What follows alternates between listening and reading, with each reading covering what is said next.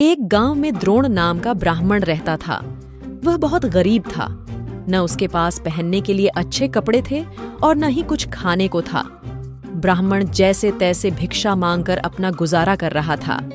उसकी गरीबी को देखकर एक यजमान को उस पर दया आ गई।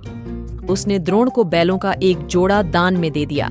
बैलों को गौधन मानकर ब्राह्मण द्रोण उनकी सेवा पूरी लगन के साथ करने लगा। उसे बैलों से इतना प्रेम था कि वो खुद कम खाता था, लेकिन बैलों को भरपेट खिलाता था। ब्राह्मण की सेवा पाने के बाद दोनों बैल तंदुरुस्त हो गए। एक दिन हट्टे कट्टे बैलों पर चोर की नजर पड़ गई। बैलों को देखते ही चोर ने मन ही मन बैलों को चुराने की योजना बना ली। योजना बनाने के बाद रात होते ही चोर ब्राह्मण के घर बैल चुराने के इरादे से निकल गया। कुछ दूर चलते ही चोर का सामना एक भयानक राक्षस से हुआ।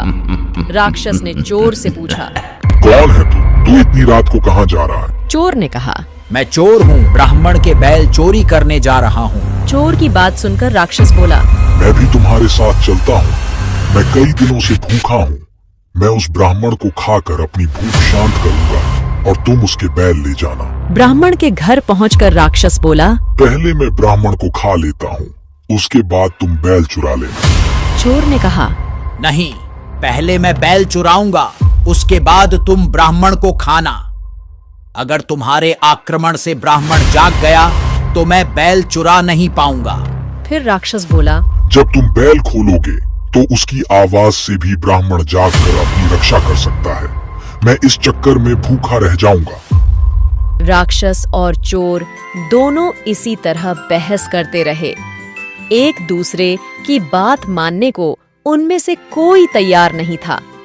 उसी बीच राक्षस और चोर की आवाज सुनकर ब्राह्मण जाग गया। ब्राह्मण को जागा देखकर दोनों भाग निकले। कहानी से सीख, हमें हमेशा परिस्थिति के अनुसार काम करना चाहिए।